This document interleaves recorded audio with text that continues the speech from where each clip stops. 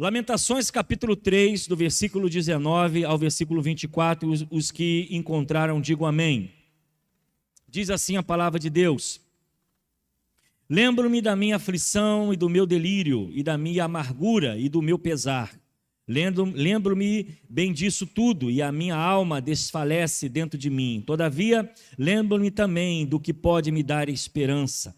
Graça ao grande amor do Senhor é que nós não somos consumidos, pois as suas misericórdias são inesgotáveis.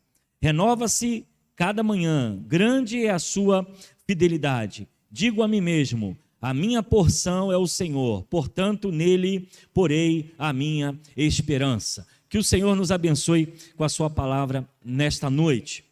O tema da mensagem é exatamente esperança.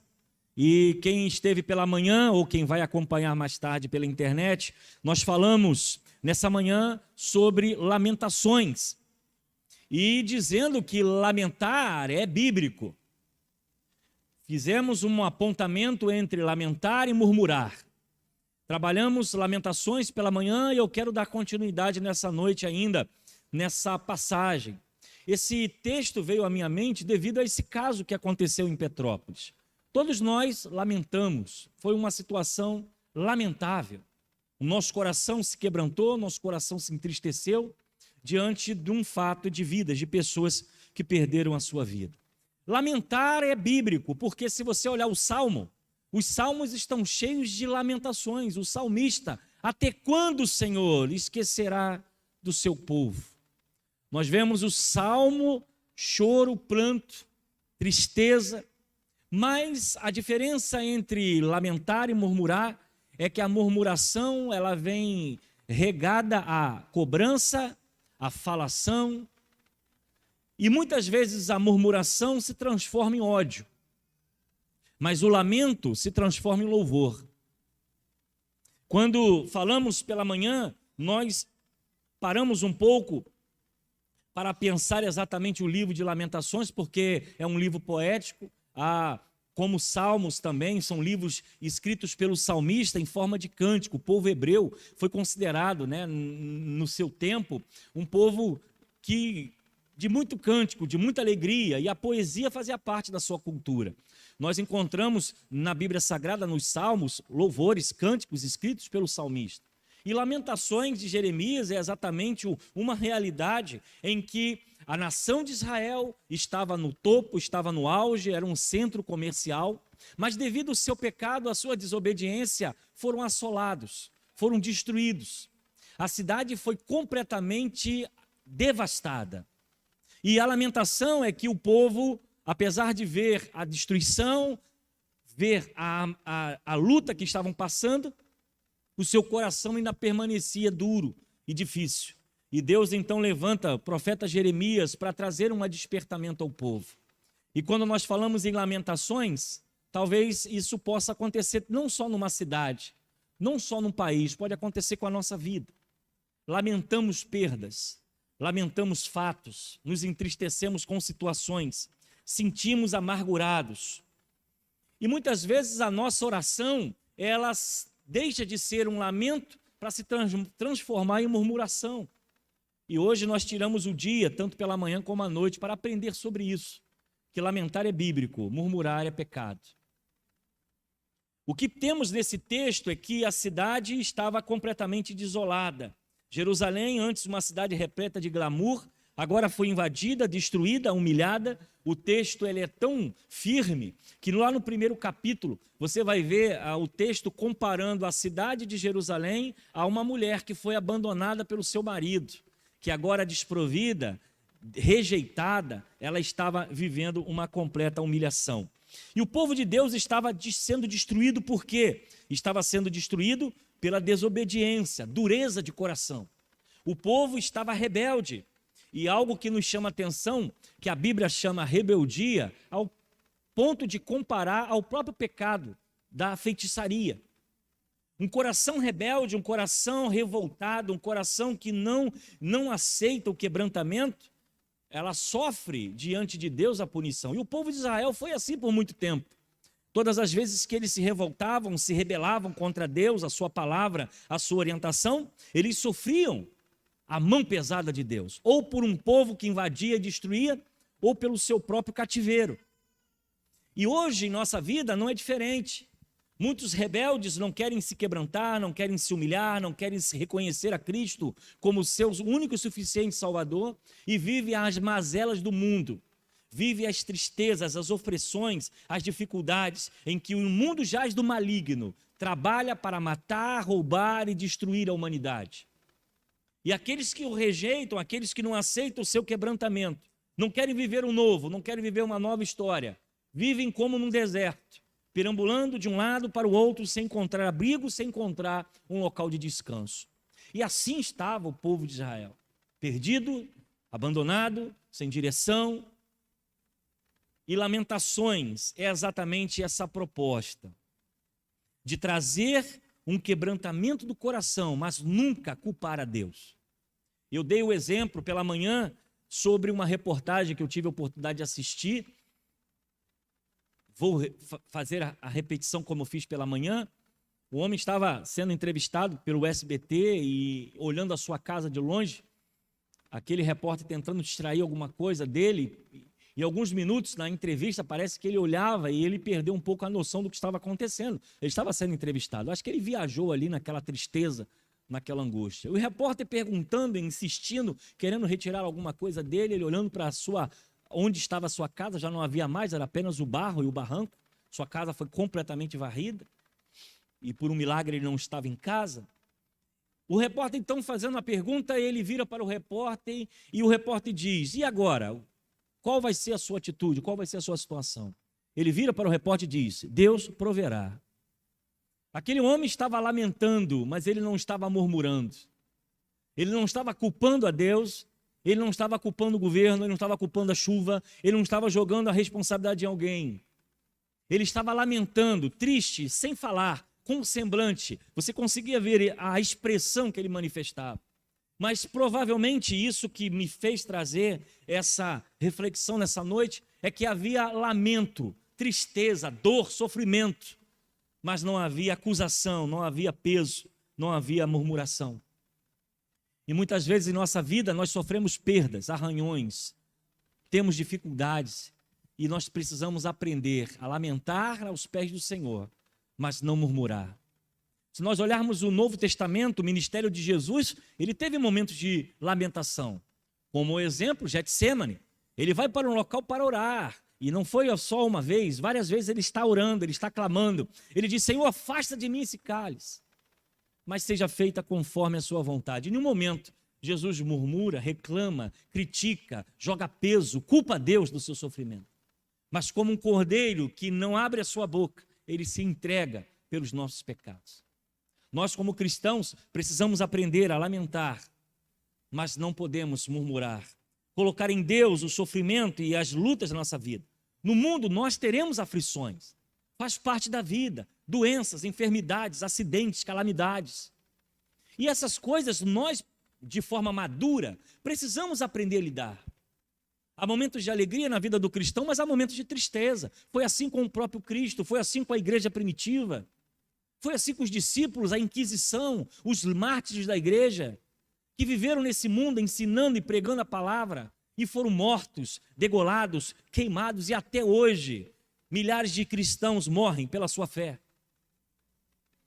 O que nós precisamos aprender com as lamentações dos salmos? Até quando o Senhor esquecerá de nós? É colocarmos sempre no final de cada salmo um agradecimento, mas o Senhor tem cuidado do seu povo. Mas o Senhor tem tido misericórdia de nós. O que nós cristãos precisamos aprender é que a nossa vida é de altos e baixos, lutas, sofrimento, tristeza e morte, porque perdemos quem amamos. As calamidades acontecem, desemprego, as calamidades acontecem, acidentes. Mas nós sabemos que Deus tem cuidado de cada um de nós e toda a honra e glória seja dada a Ele. Precisamos entrar em sua presença com cânticos de júbilo e adoração, porque somos criaturas. E a Ele é o Senhor de todas as coisas, Ele nos criou. E como criaturas, nós não temos o direito de tentar colocar o Criador na parede ou exigir dele alguma coisa. tudo que temos é graça, tudo que temos é misericórdia, tudo que temos é para a honra e glória do nosso Deus. Mas precisamos aprender nessa noite, eu quero apenas de forma objetiva para entrarmos na ceia, para buscar a esperança, nós precisamos entender o primeiro ponto. O pecado afetou todas as coisas. A razão que podemos entender as dificuldades da vida e quando os lamentos surgem é que o pecado destruiu, contaminou aquilo que Deus havia projetado. Quando o mal entrou no mundo, não entrou com o projeto de Deus, entrou com a escolha do homem, quando ele preferiu pecar, desobedecer a Deus, do que obedecer ao próprio projeto que o Senhor tinha. O que precisamos ter esperança é que o pecado afetou os nossos relacionamentos, o pecado afetou a nossa natureza. Fomos criados para sermos puros e perfeitos, mas o pecado trouxe para nós corrupção, mentira, inveja, destruição, homicídios. O pecado contaminou o projeto original de Deus. O que precisamos ter em nossa mente é que a maldade, assim como encontramos hoje, violência a todo tempo, notícias ruins, foi a natureza que foi contaminada pelo pecado, porque ele alterou todas as coisas. O maior problema da humanidade, ela está na desobediência. O maior problema da humanidade está no pecado. Aqueles que conhecem a fé cristã entendem que a queda do homem e a sua verdadeira solução está na cruz de Cristo. A restauração de todas as coisas está exatamente na cruz de Cristo, do Cristo que morreu em nosso lugar e que colocou para nós a vida eterna. Sabemos que a graça de Deus ela é incrível, é maravilhosa, mas o pecado destrói todas as coisas. Família, o pecado destrói a vida, o pecado destrói a saúde, o pecado destrói amizades, o pecado destrói o amor sincero, o pecado destrói até os relacionamentos entre irmãos. O pecado contaminou todas as coisas. Romanos 3:23 vai dizer, porque todos pecaram e destituídos estão da glória de Deus. E o primeiro ponto que precisamos parar é que o pecado arruinou a natureza humana. Algumas pessoas tentam murmurar e colocar, onde está Deus na catástrofe? Onde estava Deus quando as coisas rolaram morro abaixo? Onde estava Deus quando a morte chegou e contaminou a todos com Covid? E o que nós escutamos é murmurações, tentando colocar a culpa em alguém e tentando jogar em Deus toda a responsabilidade. A maldade, a violência, a corrupção, as mazelas que vivem no mundo surgiram exatamente pelo efeito do pecado do próprio homem. Alguns dizem que a natureza está abalada, as suas bases, a poluição, o ar, essa catástrofe que acontecem é fruto da desobediência do próprio homem em busca da ganância, do desmatamento, da corrupção, da poluição de rios. Porque Deus criou a natureza perfeita para que o homem pudesse cuidar, mas ele resolve destruir. Então precisamos entender que o pecado contaminou todas as coisas, teremos aflições nesse mundo. A morte prevaleceu na nossa vida mediante o pecado. E precisamos aprender em segundo ponto, para termos esperança, é que o meu sofrimento não é o único problema. O pecado afeta exatamente relacionamentos. E a rebelião contra Deus, ela surge de um nível pessoal, mas também ela surge de um nível coletivo, porque Jeremias está lamentando o pecado do povo. Jeremias está chorando a desobediência e a idolatria da nação. Então a nossa lamentação ela pode ser pessoal. Nós oramos, Senhor, estou vivendo luto, estou vivendo o problema, e a minha lamentação é pessoal, mas ela também pode ser coletiva. Quando olhamos para um Brasil corrupto, quando colocamos as nossas esperanças em homens e não colocamos em Deus, quando estamos em busca de uma nação restaurada, pensando em ideologias e partidos, quando o pecado contaminou todas as coisas. Se a sua esperança estiver em homens, se a sua esperança estiver em ideologias, provavelmente você vai se decepcionar. A nossa esperança ela está no Senhor, que veio para restaurar todas as coisas. Os problemas da nação, como do Brasil que nós falamos, ela precisa passar pelo nosso lamento. E é por isso que o salmista aqui, aliás, o salmista chora pela nação de Israel, mas Jeremias vai trazer uma lamentação sobre o povo. E a pergunta é, até que ponto nós estamos levando a Deus o sofrimento da nossa nação? A nossa igreja, nós como cristãos, precisamos dobrar os nossos joelhos e orar não só pelos nossos problemas, lamentar sobre só as nossas dores, o nosso desemprego, o nosso choro, ou como agora, a calamidade de Petrópolis, orarmos por ela, somente pela catástrofe. E quantas cidades do nosso país precisam do acolhimento, da oração e do milagre? Quantos lamentos nós precisamos levantar, não apenas como ficamos assustados com aquilo que aconteceu, mas quantas e quantas cidades no Brasil não têm uma igreja presente? Quantas milhares e milhares de jovens estão se prostituindo? Quantos milhares e milhares de jovens estão sendo consumidos pelas drogas?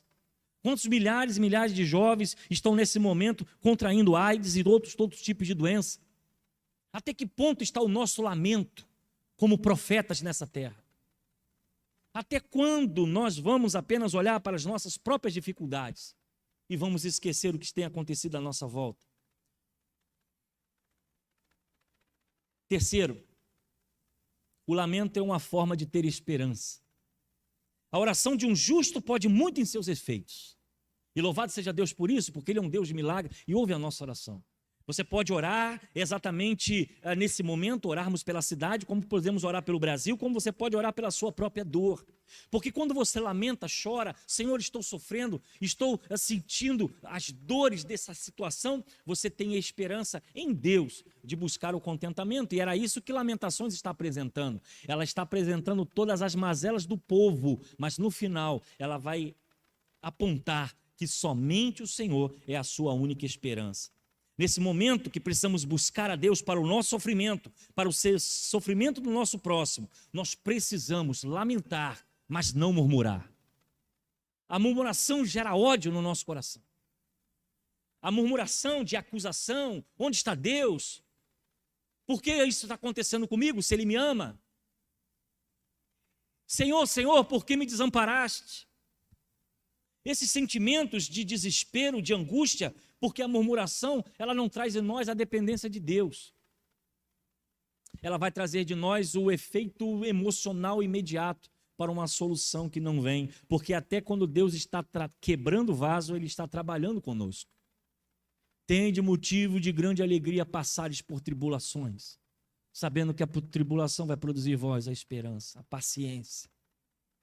Como cristãos, os nossos lábios precisam olhar as calamidades, mas precisamos nos colocar como criaturas e dizer, Senhor, Tu tens o controle sobre todas as coisas da minha vida e da vida do nosso próximo. Romanos 8, 1, 4 diz, portanto, agora nenhuma condenação há para os que estão em Cristo Jesus, que não andam segundo a carne, mas segundo o Espírito, porque a lei do Espírito de vida em Cristo Jesus me livrou da lei do pecado e da morte. Portanto, o que era impossível à lei, visto como esta enferma carne, Deus enviou o seu Filho em semelhança de carne. Pelo pecado, condenou o pecado na carne, para que a justiça da lei se cumprisse em nós, que não andamos segundo a carne, mas segundo o Espírito. O tempo de luta do Brasil, da Covid, das calamidades, do desemprego, da crise econômica, da crise social, precisa despertar em nós um sentimento de lamento, um sentimento de dor como profeta, um sentimento de angústia como alguém que se levanta nessa nação e diz, Senhor, tenha misericórdia de nós. Mas a esperança, ela precisa estar sempre no coração de cada cristão. Como é difícil conversar com um cristão que não tem esperança. Como é triste conversar com alguém que manifesta a graça de Deus, mas o seu coração não vê, ou então acompanha a multidão que está jogando pedra, criticando e até colocando em dúvidas as promessas do Senhor.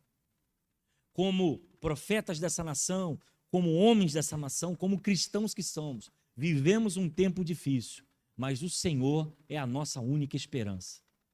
O profeta olhava, questionava a dor e o sofrimento, mas ele sabia que Deus poderia restaurar, e Ele pode restaurar a sua vida, Ele pode restaurar a sua saúde, Ele pode restaurar o seu casamento, Ele pode restaurar a sua vida, Ele pode restaurar o Brasil, Ele pode trazer de volta Petrópolis, Ele pode restaurar a economia, Ele pode nos dar vida, Ele pode nos dar esperança, porque todas as coisas estão sob o seu controle. Todas as coisas estão sob o seu domínio, e é por isso que nós lamentamos como cristão, porque é bíblico chorar. O choro é natural, o choro faz parte da vida, mas murmurar é tentar encontrar culpados, é tentar colocar a culpa em Deus, é tentar exatamente lamentar e encontrar um culpado de alguma forma. Entenda que Cristo fez tudo novo em nossa vida. Cristo mudou a nossa história, Cristo nos deu a oportunidade de viver um novo tempo. Apesar do pecado ter contaminado a raça humana, Ele nos deu a oportunidade de viver debaixo da sua graça. Então, quando a dor chegar, quando a tristeza bater, quando você olhar as portas estão fechadas, quando você sentir que a angústia está entrando no seu coração, meu irmão, lamente, ore, chore, clame, mas tenha certeza de que Deus tem o controle da sua vida e Ele tem o controle sobre a sua história. E nada e nem ninguém pode tirar aquilo que Deus prometeu a você, porque essa era a visão do profeta. Jeremias chora, lamenta, mas ele olhava: o Senhor é a minha esperança, o Senhor é a nossa restauração. E é isso que nós, como povo brasileiro, como igreja brasileira, como segunda igreja batista de Gramacho, precisamos andar de fé em fé, porque as coisas virão, dias melhores virão, esperança melhores para nossos dias, para nossa vida, para nossa família e para nossa casa. Então tenha uma semana de vitória.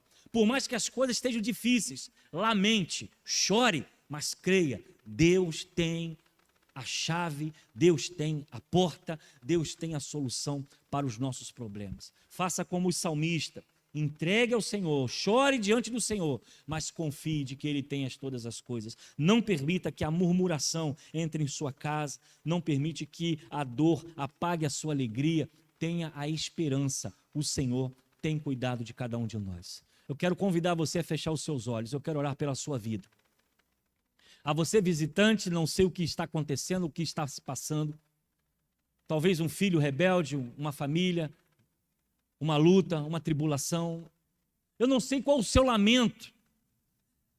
Desemprego, uma doença que bateu a porta e você não sabia e agora você vai ter que lutar para vencer. Eu não sei qual o seu lamento. E você pode chorar, você pode dizer a Deus: por quê, Senhor? Mas não deixe que a esperança do Senhor se perda no seu coração. Creia em Deus, confie no Senhor, as portas se abrirão. Jeremias chora, Jeremias lamenta, Jeremias se coloca, se quebranta. Era como um uivo, um grito, um pedido de socorro, porque a nação estava destruída, estava desolada, a nação estava sofrendo. Os inimigos estavam prevalecendo sobre Israel, mas Jeremias tinha no seu coração a certeza de que o Senhor restauraria os muros, levantaria a cidade e ela voltaria a brilhar novamente. Assim a sua vida. Quando o Senhor entregou a vida por você, quando Ele morreu na cruz, Ele disse: está consumado. Há um novo tempo, há um novo espaço, há um novo momento para que a sua vida seja transformada pelo poder do Evangelho. Mas é necessário que você se arrependa, é necessário que você siga a Cristo, é necessário que você conserte a sua vida, é necessário que você reconheça os seus pecados, lamente, mas não murmure. Deus tem coisas grandes para a nossa vida, e o primeiro delas é perdoar os nossos pecados, é nos dar um novo nome, é escrever o nosso nome no livro da vida, e escrever uma nova história, um novo tempo para cada um de nós. Que o lamento chegue, mas que venhamos a reconhecer que o Senhor tem sido a nossa esperança. Vamos falar com Deus. Senhor, eu quero louvar o Teu nome, porque a Tua palavra é viva e eficaz. Eu Te agradeço, ó Deus, porque muitas vezes o nosso coração se quebranta diante da dor. Choramos, sentimos a perda, sentimos, ó Deus, o nosso coração pulsar diante daquilo que esteja nos sufocando. Jeremias chora pela cidade, Jeremias lamenta pela perda, Jeremias sente a dor de ver a sua nação tão gloriosa agora destruída. e ele reconhece que somente no Senhor há esperança. Pai, que os teus filhos nessa noite, eu não sei a luta que cada um tem passado, a tribulação que tem acontecido nas suas vidas, mas em nome de Jesus, eu te peço que essa palavra possa invadir os seus corações, possa entrar em suas vidas, trazendo paz, tranquilidade, que as coisas vão se resolver, as coisas vão entrar no eixo, as coisas vão dar certo, as coisas vão caminhar segundo a tua vontade, que no meio da luta e na tribulação, eles possam confiar no Senhor. Pai, perdoa os nossos pecados. Nós oramos pela cidade de Petrópolis e sabemos que em pouco tempo, talvez dias, talvez meses, aquela cidade vai se erguer novamente, as famílias vão voltar ao trabalho, os comércios irão se abrir. É claro que o luto vai existir e eu te peço que tu já conforte os corações. Mas oramos também, ó Deus, e lamentamos pela nossa nação. A corrupção, a economia tem sido, ó Deus, algo difícil e tem feito o nosso povo sofrer. Mas nós temos a esperança que o Senhor tem o controle sobre todas as coisas. A nossa vida nós entregamos nessa noite em tuas mãos. Cada família, cada jovem, cada adolescente, cada luta individual, sabendo que a dor, há sofrimento, mas eu te peço, ó Deus, que a esperança não venha a morrer, que o pecado contaminou todas as coisas, mas o teu Espírito nos deu a tua graça, nos deu o teu Espírito. Nos abençoa, Senhor, perdoa os nossos pecados, recebe a nossa gratidão. É o que eu oro e te agradeço no nome de Jesus, amém. Que você leve essa palavra para o seu coração, meu irmão. Não perca a esperança. A dor, o sofrimento, a dificuldade, lamente, chore, mas não perca a esperança. Deus tem a resposta para cada um de nós.